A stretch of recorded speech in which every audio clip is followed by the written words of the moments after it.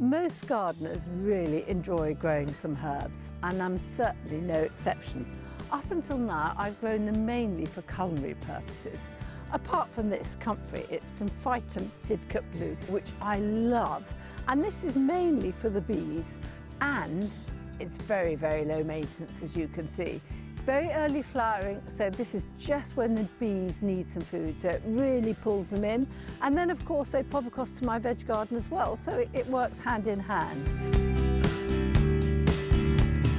But my thinking on herbs has changed because I've just read a new book, hot off the press, and it's Grow Your Own Physic Garden by Professor Elaine Perry.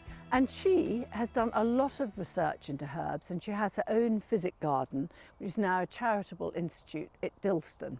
And not only does she give the folkloric evidence, like we've always known that rosemary is meant to be good for remembrance and sage for the memory too, and lavender really calms your mind, but she's also given the clinical and the laboratory results as well.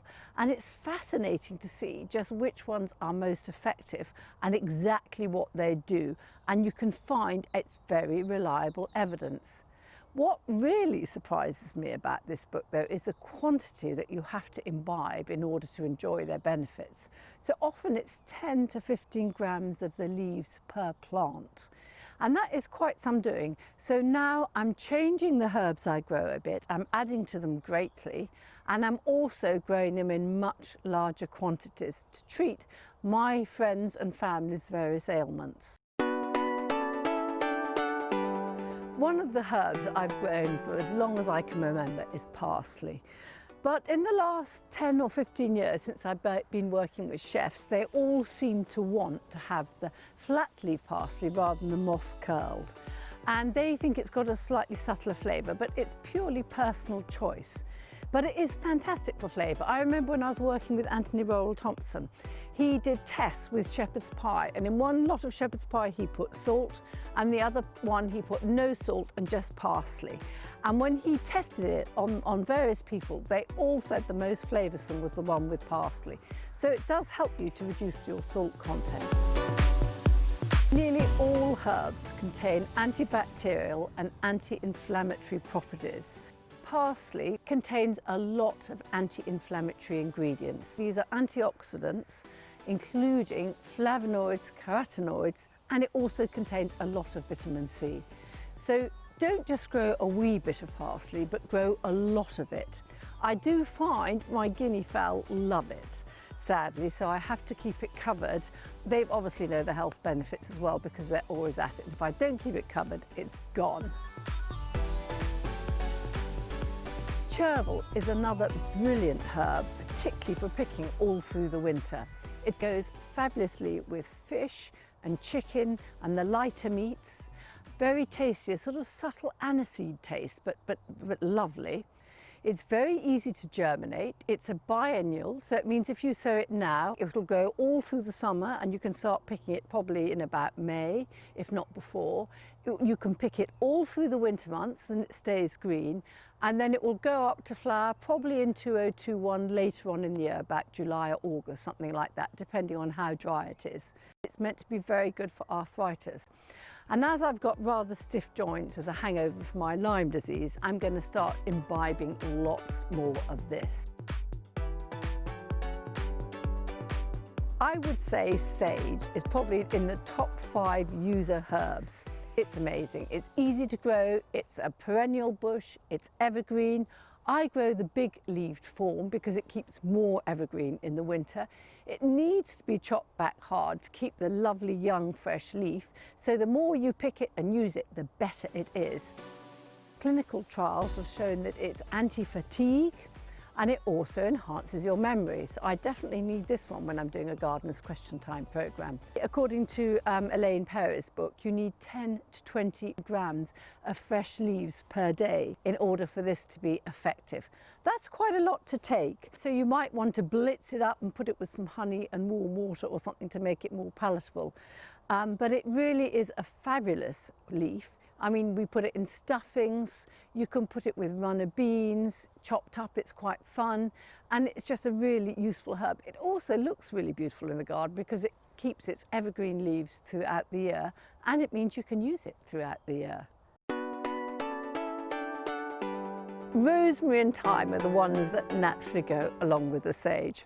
Rosemary is amazing. It used to be grown and used by the ancient Greeks when they were doing exams. They used to hang garlands of it around their neck, and it really does help your memory. Thyme I tend to grow from seed, and I've just sown a packet, and I've probably got getting on for 100 little thyme plants, and I'm going to plant them in a line in the vegetable garden. And I love thyme for culinary things, but it's also very good medicinally because it does help with the old aches and pains, and it's antibacterial.